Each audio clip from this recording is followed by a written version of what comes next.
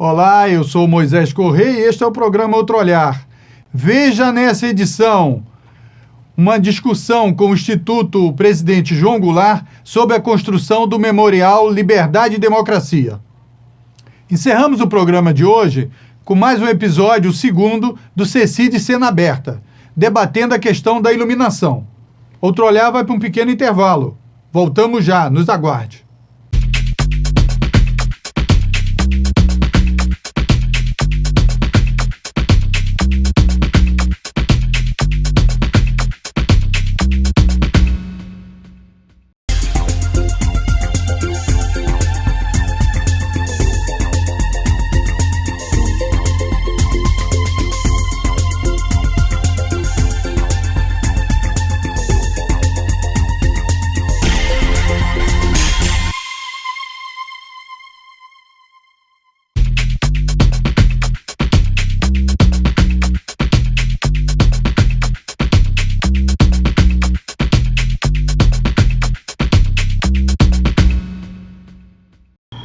Hoje o programa Outro Olhar recebe o Instituto Presidente João Goulart.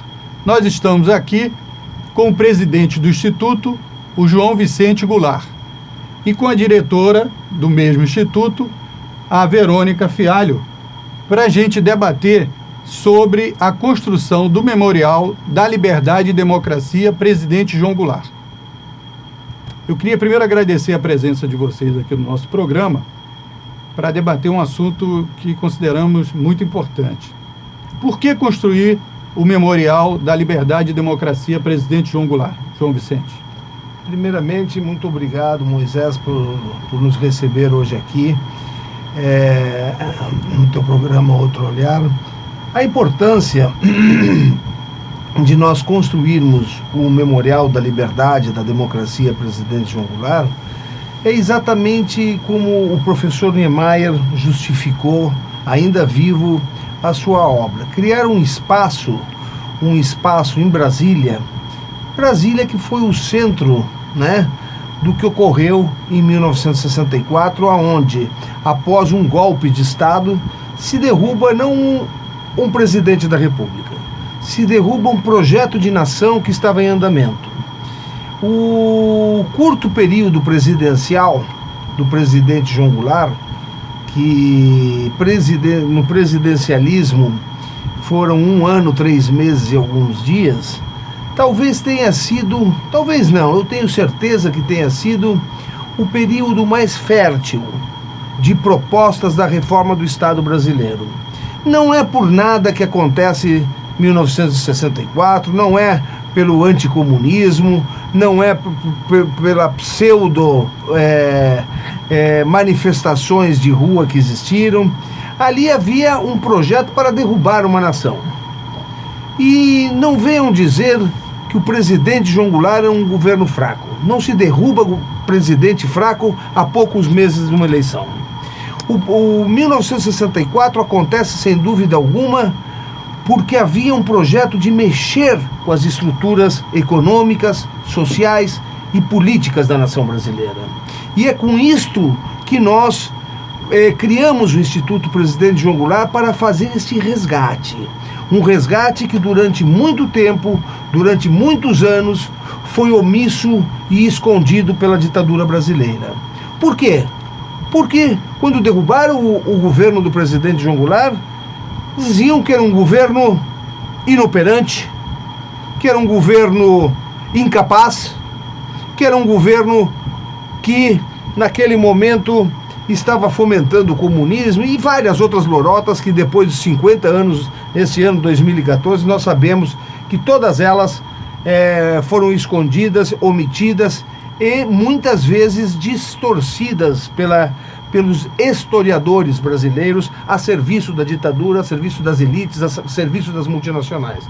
Os incapazes de Jango, todos nós conhecemos: Darcy Ribeiro, Celso Furtado, Paulo Freire, Evandro Lins e Silva. Esses eram os incapazes do governo João Goulart, que queriam um Brasil com estruturas novas, com estruturas que mexessem realmente na economia, na política e principalmente outorgando aos mais necessitados desse país uma distribuição de renda mais justa, uma educação mais contributiva ao desenvolvimento social.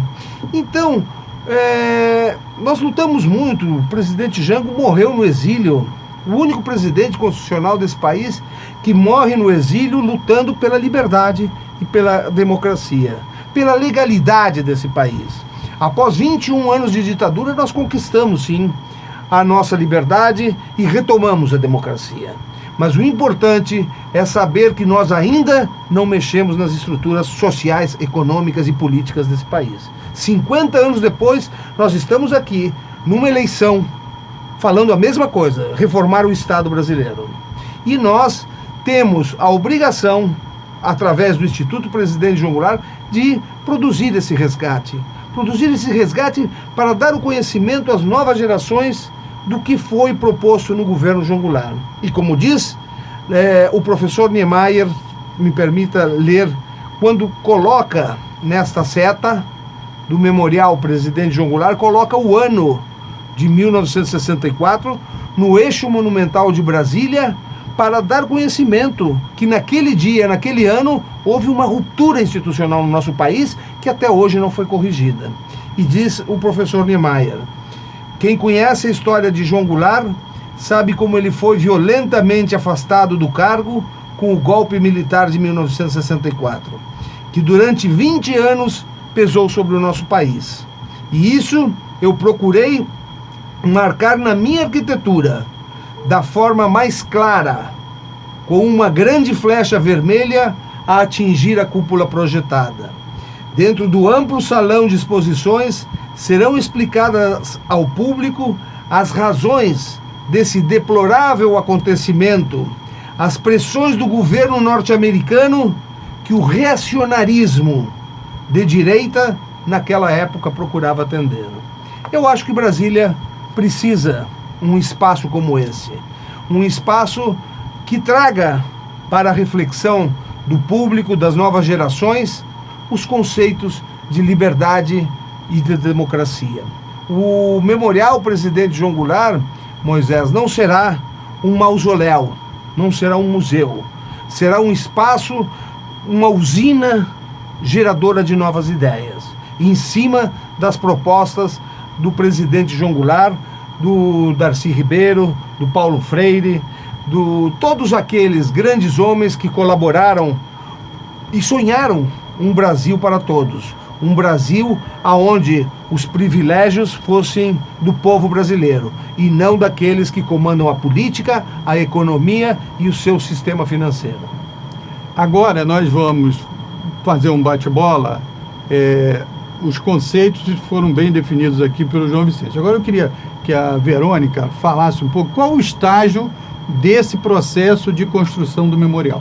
O que quem está nos assistindo pode fazer para contribuir com isso e o que as autoridades têm que fazer para contribuir com esse projeto e qual o estágio de implantação dele. Boa tarde, Moisés. Boa tarde a todos que estão nos assistindo agora. É um prazer para mim estar aqui no Outro Olhar. Quero agradecer muito esse espaço para nós falarmos dessa luta que vem de longe, né?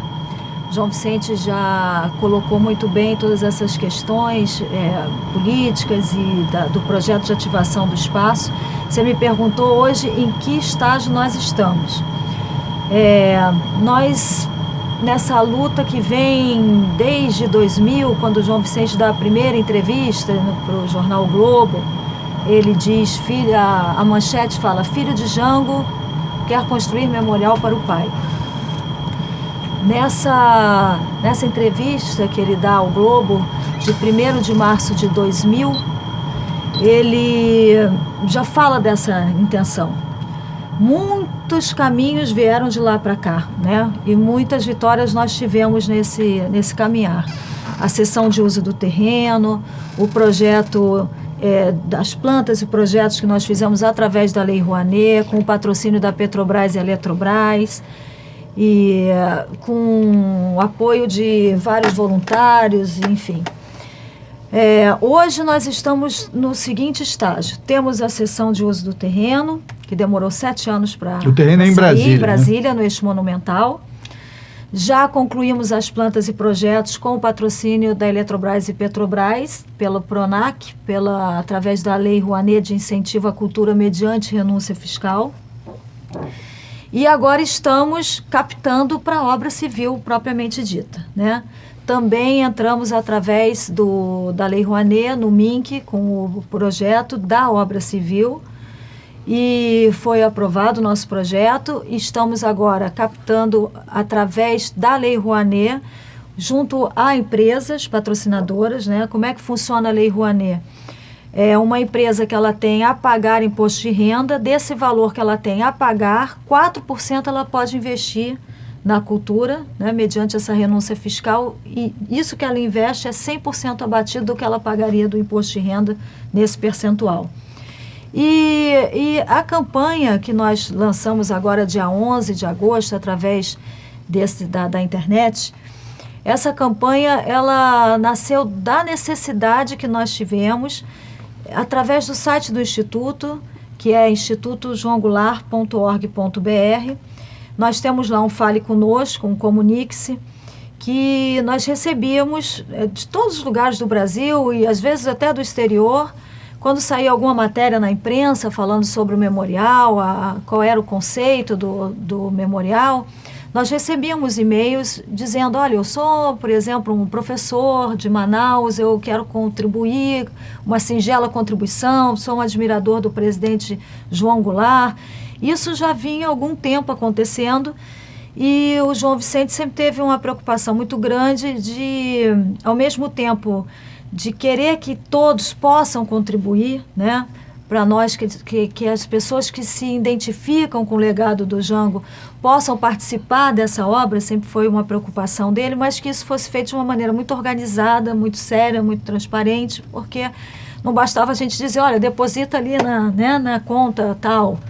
Então, nós procuramos uma ferramenta, essa é uma ferramenta muito nova, hoje em dia a garotada está usando muito, né? Os jovens estão assim super antenados com essa nova ferramenta. Para nós que somos de uma outra geração, era uma ferramenta até desconhecida e nós pesquisamos algumas empresas que trabalham com esse modelo de crowdfunding, né? E então que é um financiamento coletivo. É um né? financiamento coletivo. Todo mundo pode dar uma contribuição. Todo mundo pode dar uma contribuição. E chegamos a essa empresa que se chama Kikante. E lá é possível você entrar através do site do Instituto, clicando no banner, você cai direto na página da campanha, e lá é possível qualquer cidadão contribuir a partir de R$10 para fazer parte da construção do Memorial Presidente João Goulart, Memorial da Liberdade e Democracia Presidente João Goulart. Através de boleto bancário, cartão de crédito, cartão de débito, é bem simples, é muito fácil, é uma ferramenta muito fácil, muito simples, e que a pessoa pode, na hora, escolher se quer que a sua doação apareça ou não, se quer ser colocado o seu nome ou se ele quer aparecer como um contribuidor anônimo, se quer deixar uma mensagem ou não. Então, a gente também está ficando com um material muito rico, porque tem nos emocionado muito todas essas mensagens, as pessoas contribuem e normalmente se identificam e deixam a sua mensagem, e essas mensagens são realmente um combustível que nos abastece nessa batalha de botar o memorial de pé. E tem que ser, na minha concepção, não é que tem que ser, né, mas seria muito bom, muito significativo e representativo que nós conseguíssemos começar essa obra nesse ano, que são os 50 anos do golpe, né? Muito bem. Nós vamos voltar aqui a Verônica. Agora, João, então, você disse que é importante a questão da reforma do Estado e que 50 anos depois esse debate continua existindo e tal. Quais são as questões, as linhas gerais desse pensamento e dessa prática da gestão do... Porque o presidente João Goulart, ele foi presidente durante 1 ano e pouco, como você disse, mas ele está na política há muito tempo, inclusive como ele foi lá ministro, né, do trabalho do Getúlio Vargas, etc., e aumentou o salário mínimo para 100%, etc. Quais são as linhas gerais desse pensamento sobre a reforma do Estado que era importante destacar? Eu acho o seguinte, que nós temos feito alguns debates ao longo deste ano E em todos eles nós temos visto a curiosidade que existe em torno do governo João Goulart, principalmente na academia, essa garotada de universidades e tal. Nós tivemos em várias universidades, Santa Catarina, Paraná, Rio Grande do Sul. E o importante, como tu disseste agora, Moisés, João Goulart, claro, teve um governo muito curto, presidencialista, mas ele tem uma tradição nas lutas, principalmente dos trabalhadores brasileiros. E isso vem da época de Vargas. Quando ele, em 1953, ele sai do Ministério do Trabalho, muito jovem ainda, 32 anos, ministro do presidente Vargas, ele sai já com uma grande bagagem. Ele já tinha sido deputado, secretário de Estado do interior, no Rio Grande do Sul, ele tinha sido já deputado estadual, deputado federal, e Vargas o traz para o ministério. O salário mínimo de hoje tem embutido aquele 100% lá de 1953. E apesar de ele já sentir naquele momento a pressão que havia sobre o presidente Vargas, aliás, nós recentemente, agora domingo passado, também passamos por uma data dos 60 anos do falecimento do presidente Vargas, e devemos a ele, eu acho que os trabalhadores brasileiros devem a ele também uma grande parte significativa das conquistas, né? CLT, a legislação do trabalho, a fixação de um salário mínimo, a criação da Petrobras, a criação a criação de quase tudo que nós temos nesse país. João Goulart. Já foi, mas foi a pedra, mas a pedra fundamental foi lá, foi uma luta muito grande. E junto, né? O presidente tinha muita. Então nós temos visto o seguinte, esse debate que nós temos feito, e agora recentemente nós abrimos assim um espaço em São Paulo, junto com alguns sindicatos, e estiveram presentes todas as representações das centrais sindicais, porque é importante que se diga o seguinte: a todos aqueles que ganham o 13º salário, é conquista do governo João Goulart. Hoje nós temos 48 milhões de brasileiros que recebem 13º salário. E isto deve-se ao governo João Goulart, que apesar de curto, conseguiu implantar. Mas Jango foi perseguido pelas elites brasileiras desde que deu o aumento de 100% do salário mínimo, lá atrás. E, inclusive, houve o manifesto dos coronéis exigindo de Vargas que tirasse o seu ministro do trabalho, porque ele queria, com o aumento de 100% de aumento do salário mínimo, queria desestabilizar o Brasil. Estava querendo fazer uma república sindicalista. Diz que o Brasil ia quebrar, né? O Brasil ia quebrar, manchete de vários jornalões aí. Então esta perseguição acompanha Jango desde aquela época. Esse manifesto dos coronéis são os mesmos generais de 1964, muitos deles. Perderam o primeiro round em 61, quando o governador Leonel Brizola levanta a legalidade, porque o golpe já era para ser dado naquele momento, na renúncia do presidente Jânio Quadros. E que se diga que Jango não tinha legitimidade, claro que tinha. O vice-presidente, pela Constituição de 46, era votado separadamente. Isso é importante. Eu ia falar, é importante registrar que o vice-presidente foi eleito. Quase que foram eleitos 2 presidentes, né? Exatamente. Um ficava na reserva esperando, e foi o que aconteceu. Não era uma coisa que a pessoa é eleita sem saber nem... o vice é eleito e ninguém sabe quem é o vice. Exatamente. Né? É diferente. Inclusive, Jango tinha derrotado o vice do Jânio, que era o senador Milton Campos, um mineiro tradicional. Então, a legitimidade era gritante quando a Constituição indicava que o vice tinha que assumir. Pela nossa Constituição, os 3 ministros militares do presidente Jânio Quadros, o Silvio Reck, Grum Moss e Odílio Denis, que na época eram 3 ministérios separados, hoje é um ministro da Defesa, mas antes era Marinha, Aeronáutica e Exército, os 3 se colocaram contra.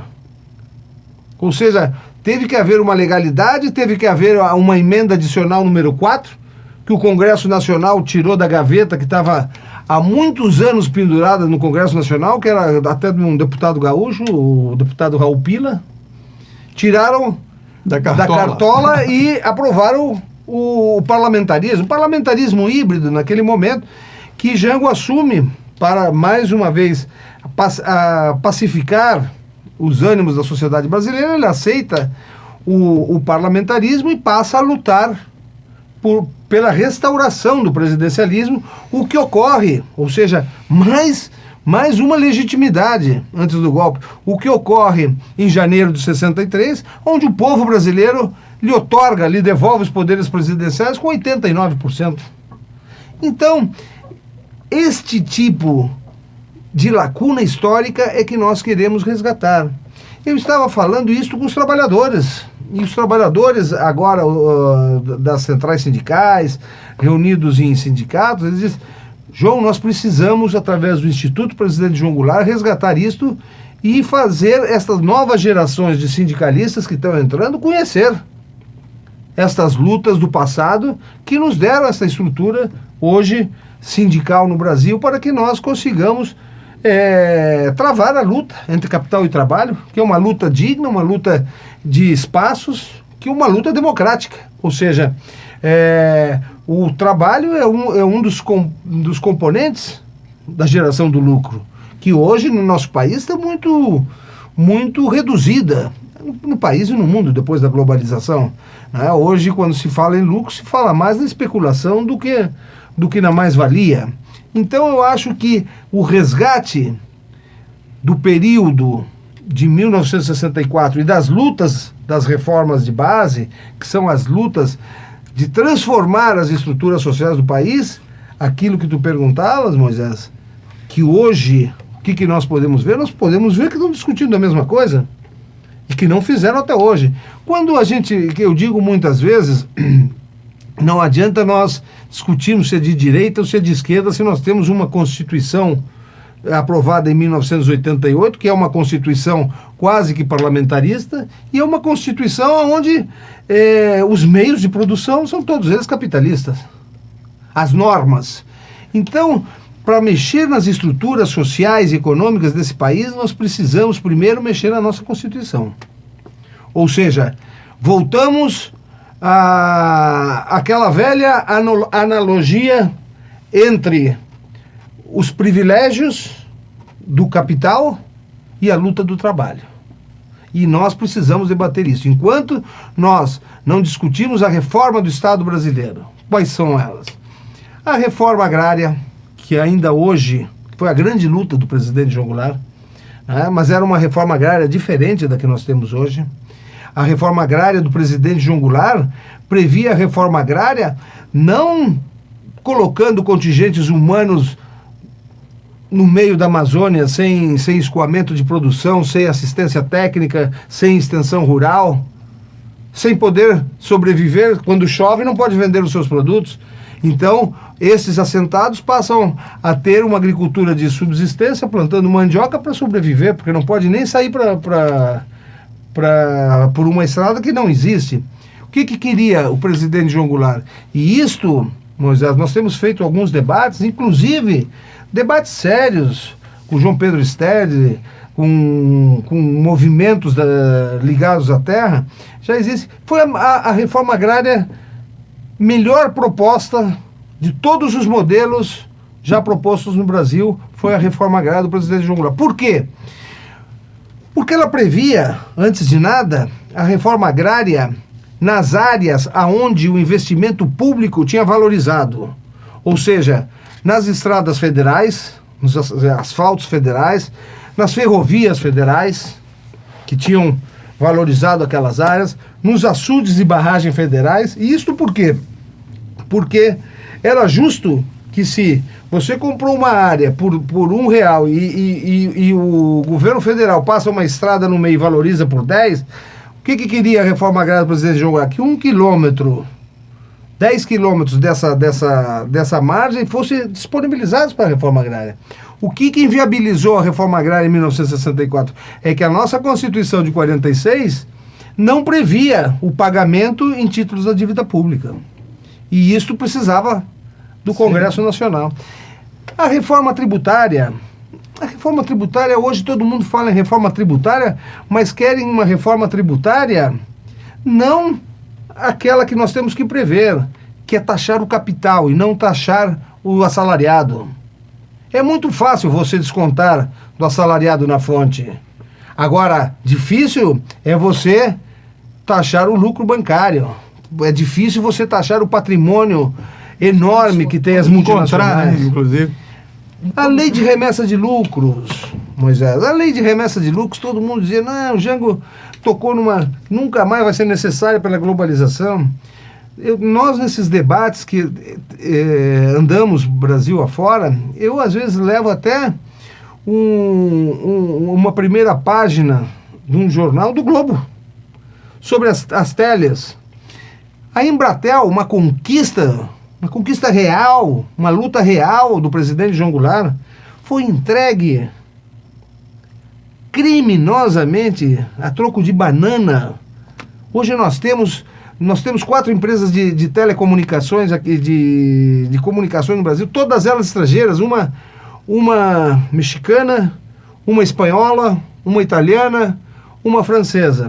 O próprio Globo diz, em 2 anos, essas teles remeteram 95% dos lucros aferidos no Brasil para suas matrizes. E nós, Moisés, quando queremos reclamar ou cancelar uma linha telefônica do celular, nós ficamos conversando com a secretária eletrônica de uma grande empresa dessas. E não tem para quem reclamar.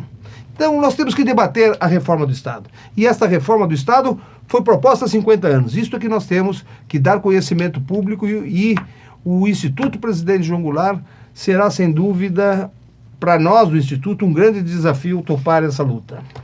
Agora, Verônica, então, nós estamos aqui no Outro Olhar hoje, recebendo o Instituto Presidente João Goulart, debatendo a construção do Memorial da Liberdade e Democracia Presidente João Goulart.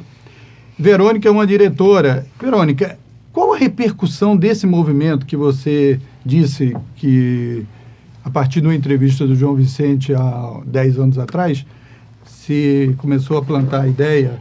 E como tem sido a recepção nos diversos segmentos sociais? O que você destacaria para a gente, para engajar mais gente nessa campanha? Você já disse que tem um espaço na internet para dar doações, pequenas doações daqueles que sempre admiraram o presidente João Goulart.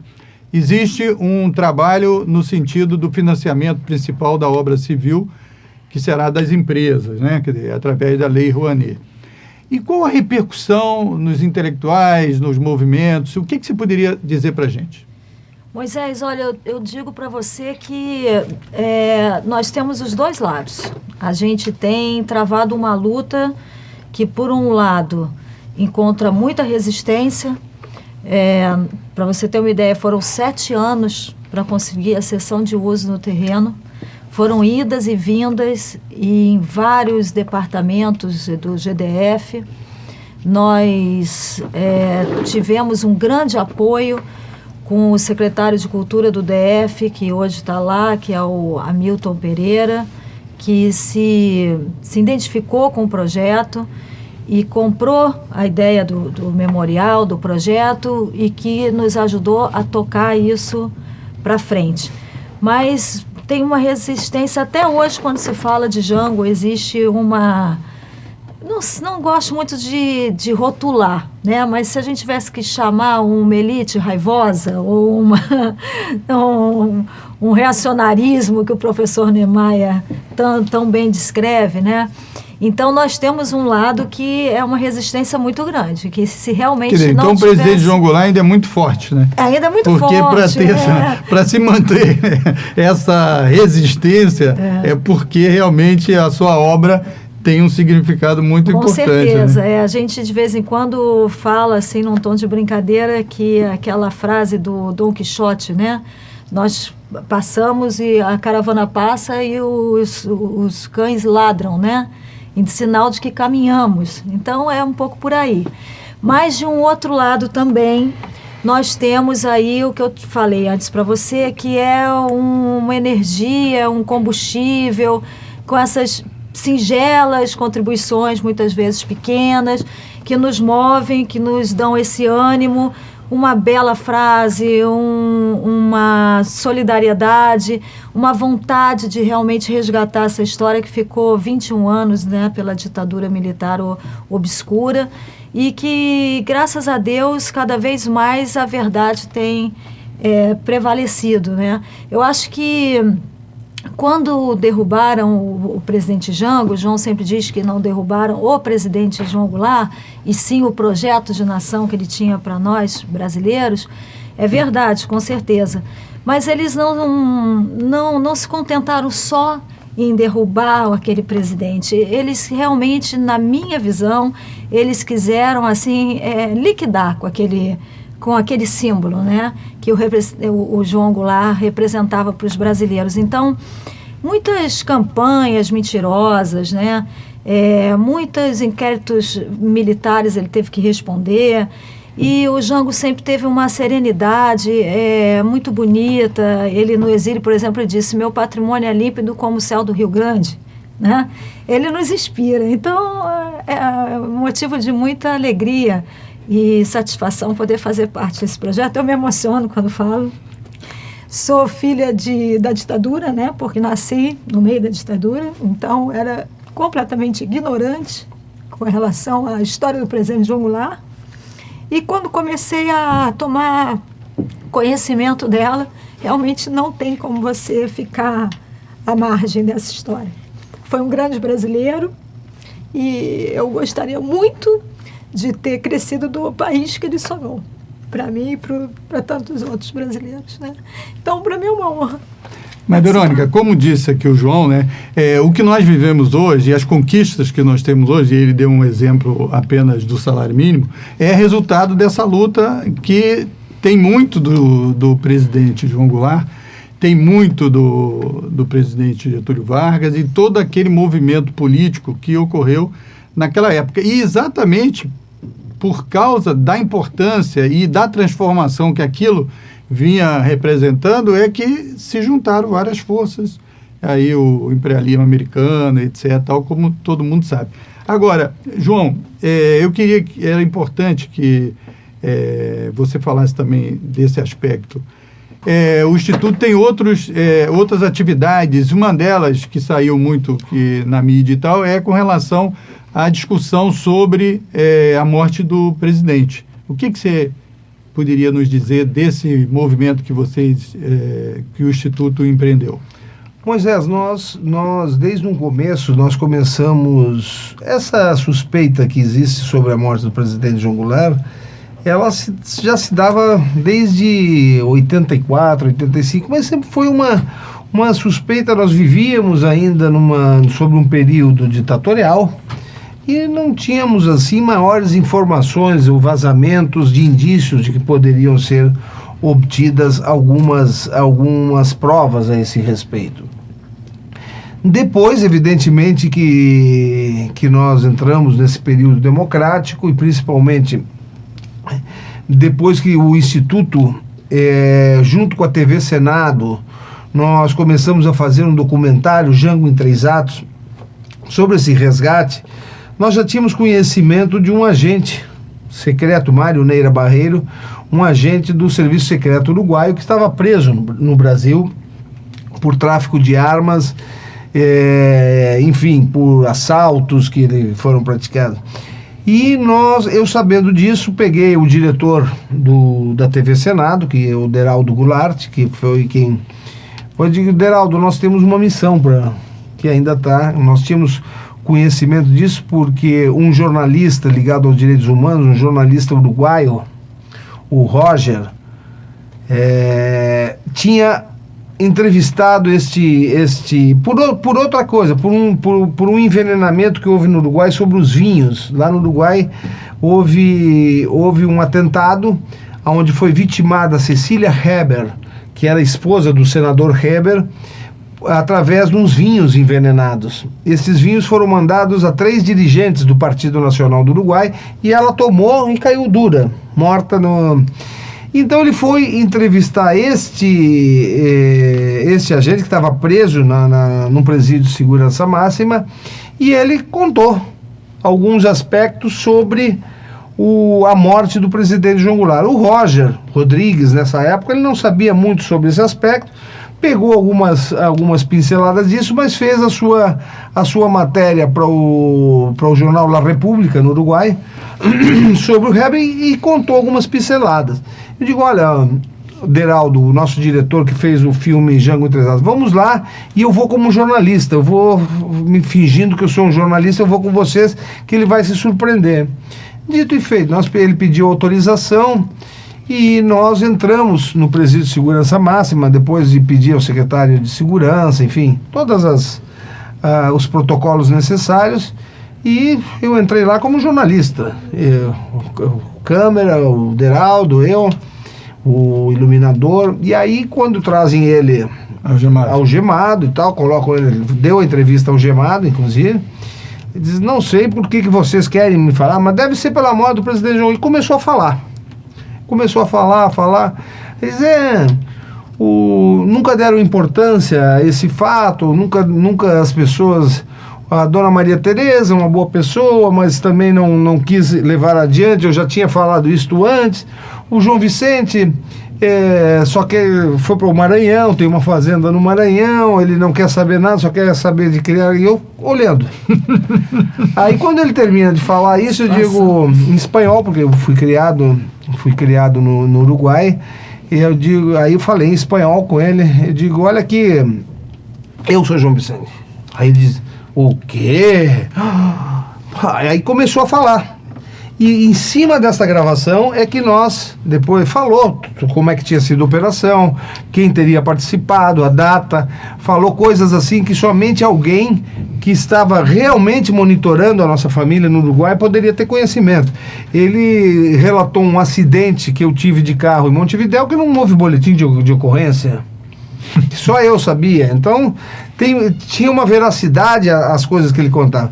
E é muito importante eu dizer o seguinte, que quando eu fui a uma prisão de segurança máxima, porque todo mundo depois começou a dizer, não, aquilo ali é um irresponsável, foram ouvir um cara que é delinquente.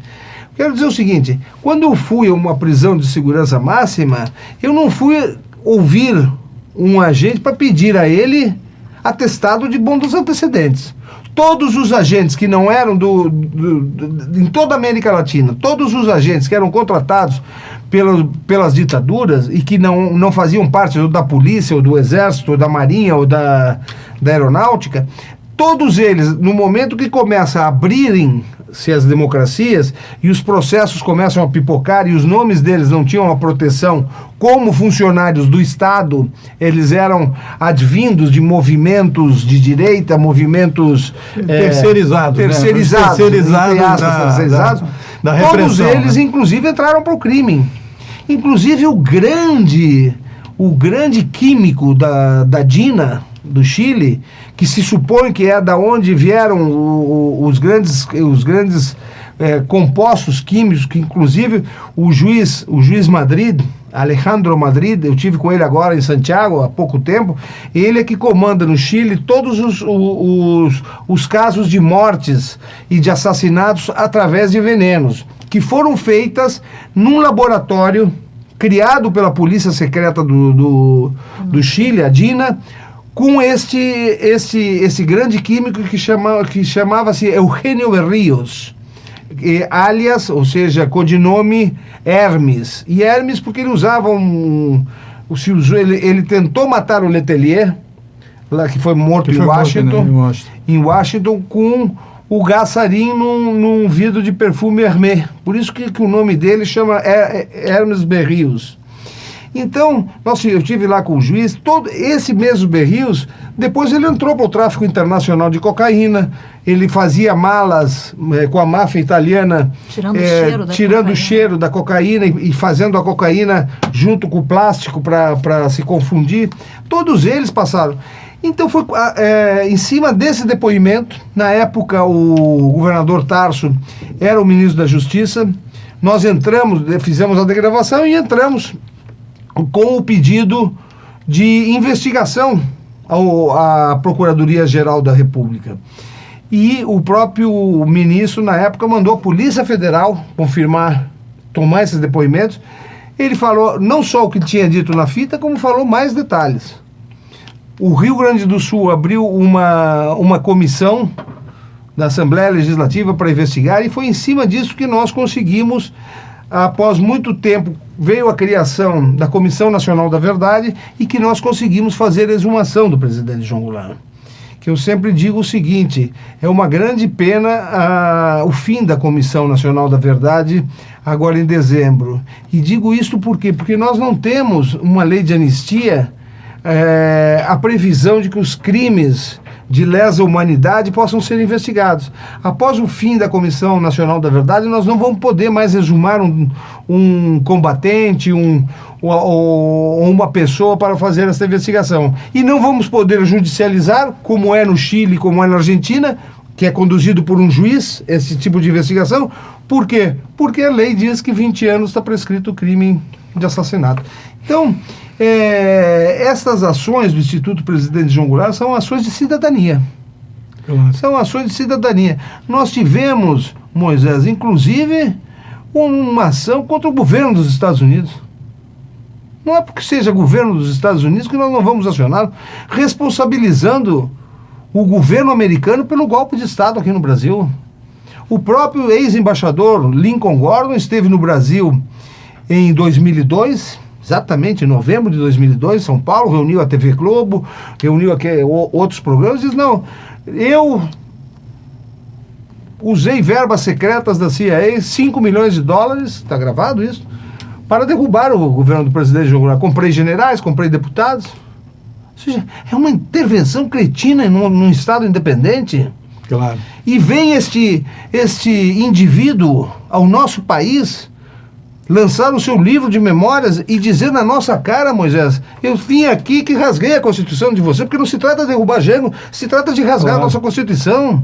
Então nós estamos empenhados em resgatar essa cidadania, empenhados em, se tiver que processar o governo americano, o Instituto processou, se tiver, nós queremos o resgate da cidadania brasileira e mostrar às novas gerações que com um pensamento coletivo, com um pensamento humanitário, com um pensamento soberano de uma nação, nós podemos chegar lá, nós podemos unir a nossa sociedade sonhando, porque as conquistas só se obtém quando se sonha, sonhando um país mais justo. Olha, a gente podia continuar aqui tá na cara aqui, que a gente podia continuar com o João Vicente, com a Verônica aqui, por muito mais tempo, e já vou deixar o convite, certo, que depois uma próxima oportunidade para a gente poder debater esses assuntos, que seriam a ação do Instituto, do Memorial, certo, discutir aqui politicamente, prazer, etc. Tal. Agora, a missão aqui foi exatamente levantar a construção desse memorial.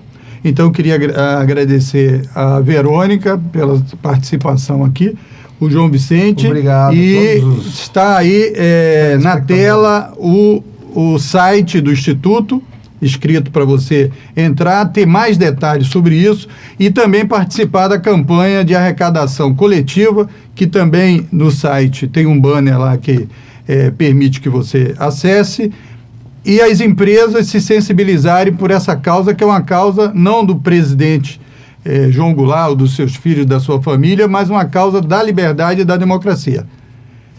Vamos por intervalo, Outro Olhar volta já.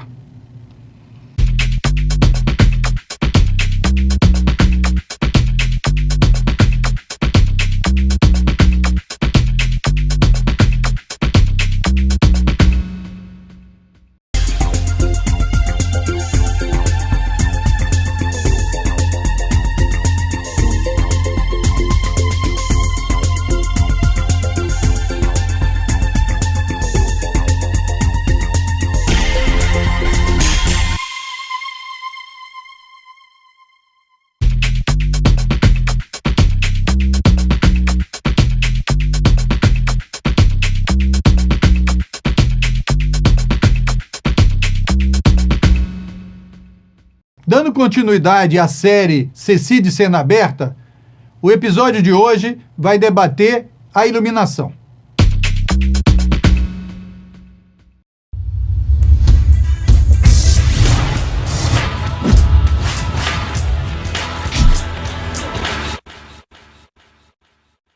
Olá, seja bem-vindo ao CECI de Cena Aberta. No programa de hoje, você vai conhecer as funcionalidades do Chroma Key, uma técnica de efeito visual que permite sobrepor uma imagem com o anulamento do fundo azul ou verde. Com esse recurso, você pode caprichar nos seus vídeos e abusar da criatividade. E falando em criatividade, tem uma turma na internet que realmente soube brincar com o conceito do Chroma Key. Dá uma olhada no que eles fizeram. Tudo aqui, isso aqui é o Chroma Key, a gente pinta tudo de verde, que a gente insere depois na finalização, entendeu? A gente bota coisa aqui, vai ter vulcão, vai ter nave espacial. Vai, Maurício, caminha. Caminhando, em direção, não olha pra mim não, Maurício. Olha pra cena. Isso, uma floresta, arbustos, isso, começou a correr. Ih, tá chovendo? Para poder usar o Chroma Key com precisão, o editor de vídeo Manuel Rosa vai dar algumas dicas sobre como utilizar a iluminação a seu favor. E ele também vai ensinar uma técnica caseira para você ter também o seu fundo azul ou verde. E no tutorial, o editor de vídeo Igor Muniz vai ensinar como fazer o recorte correto utilizando o Kdenlive. O CECI de Cena Aberta está no ar.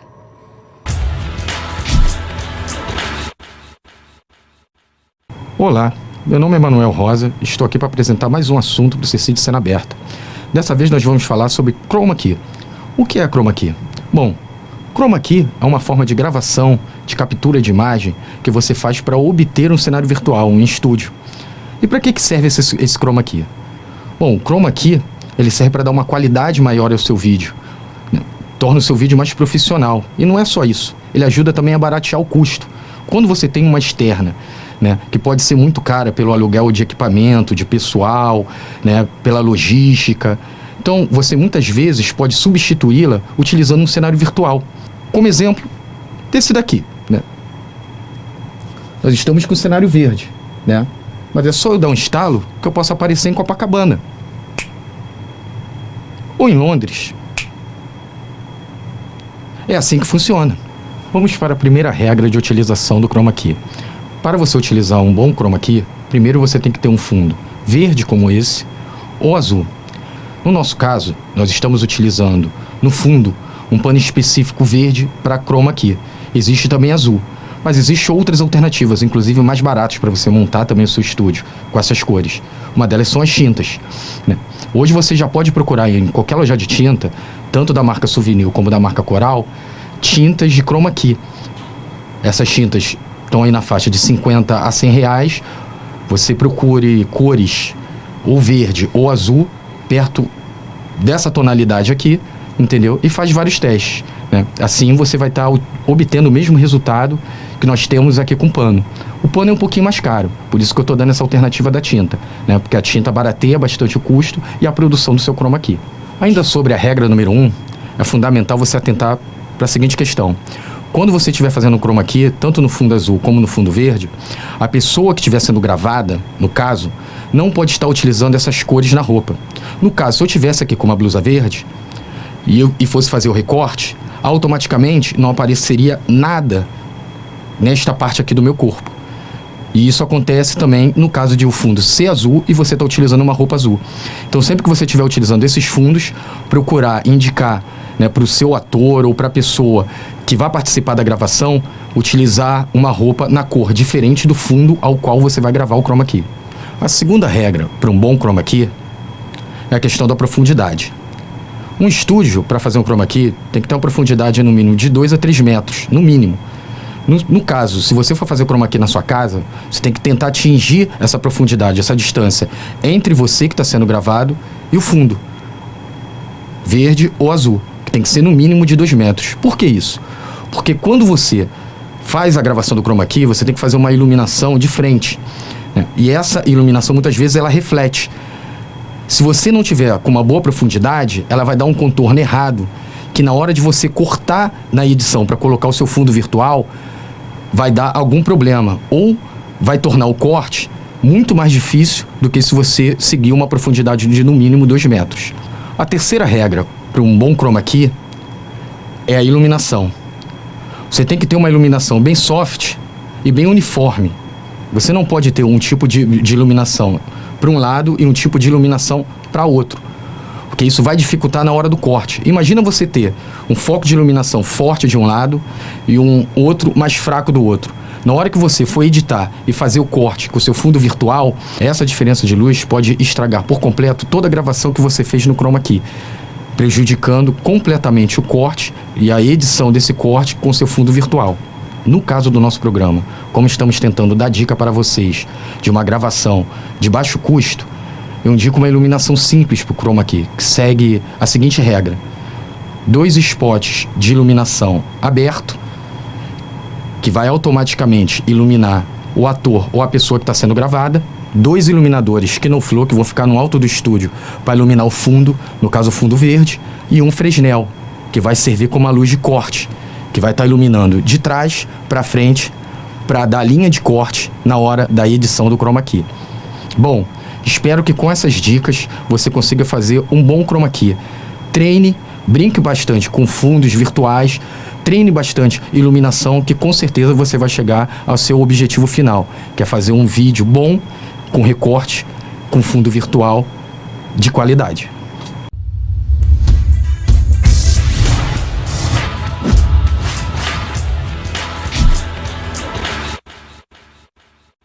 Assista agora ao tutorial com o Igor Muniz sobre como fazer o recorte do fundo utilizando o programa Kdenlive.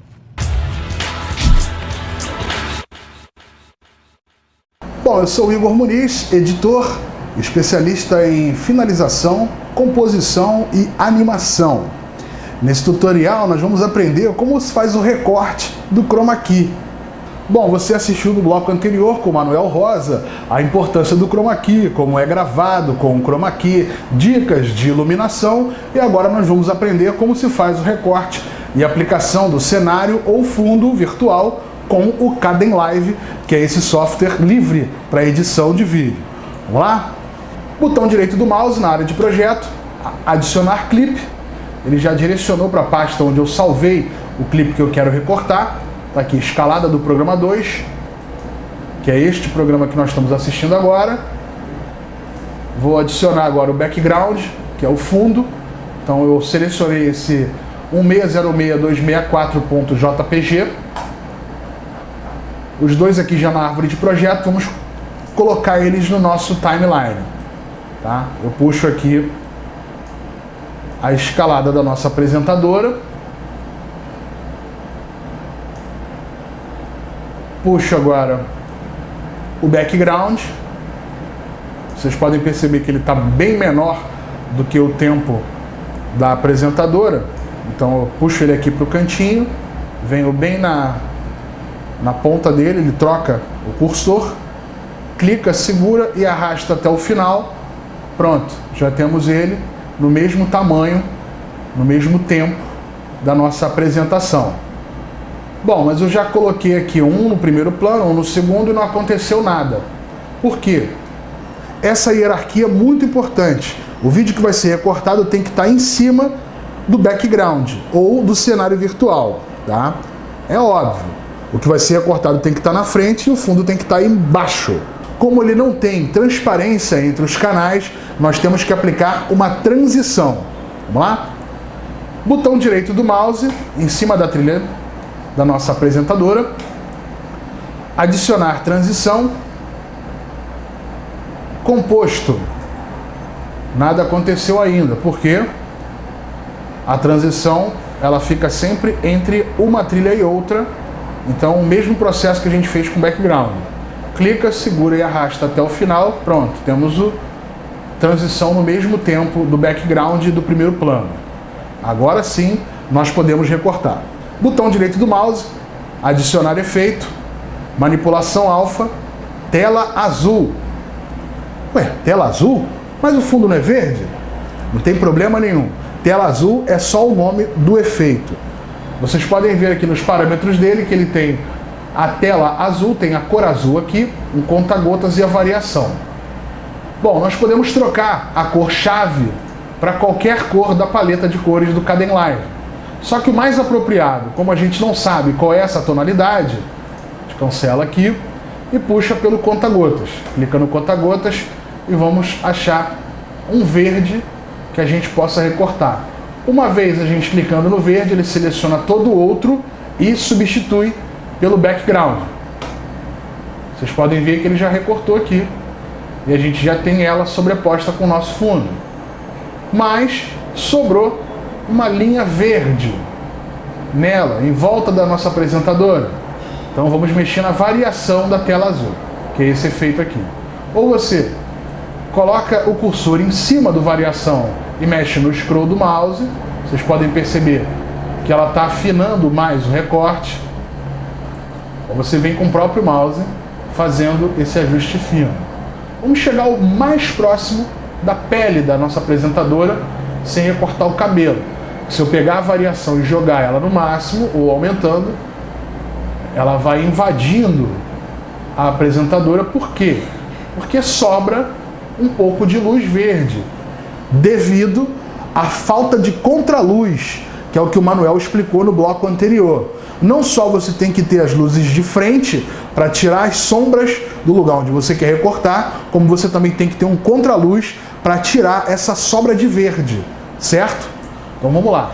Só que como a gente não teve esse contraluz, nós temos um outro recurso que podemos usar para poder acertar essa sobra, tá? Vamos lá.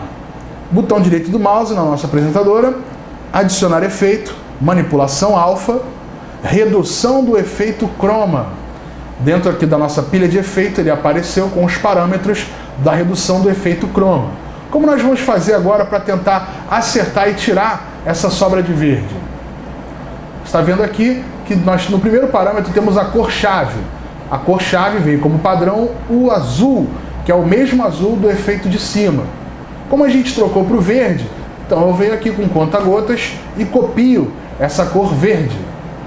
Obviamente ele pegou tudo que é verde que tem nessa imagem e substituiu pela cor de destino, que é essa cor que já veio padrão no efeito. Eu não quero essa cor padrão. O que eu quero é transformar toda a sobra de verde em preto, para tentar simular uma sombra. Como eu faço isso? Cor de destino, venho com conta-gotas e seleciono qualquer área preta que tiver na tela.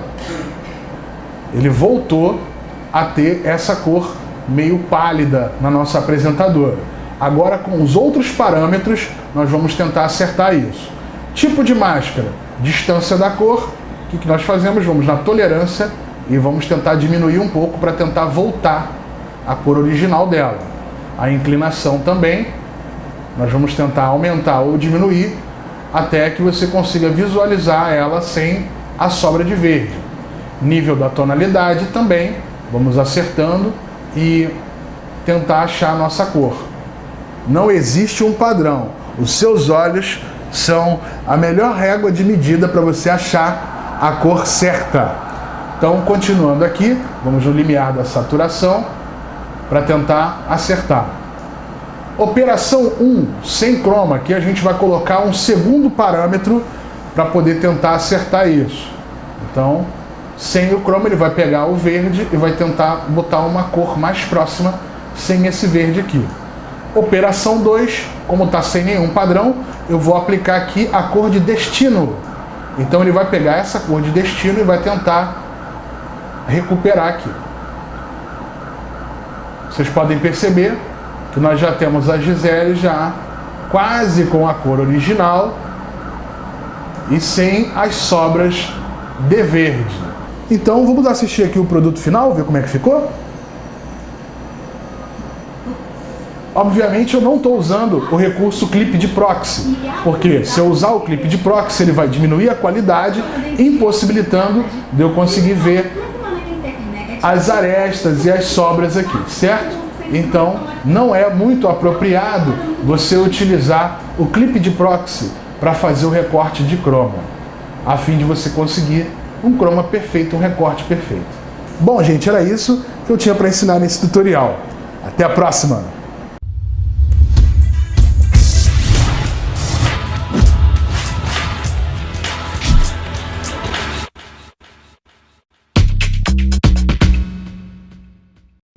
O Trolhar vai ficando por aqui. Até a próxima edição. Tchau.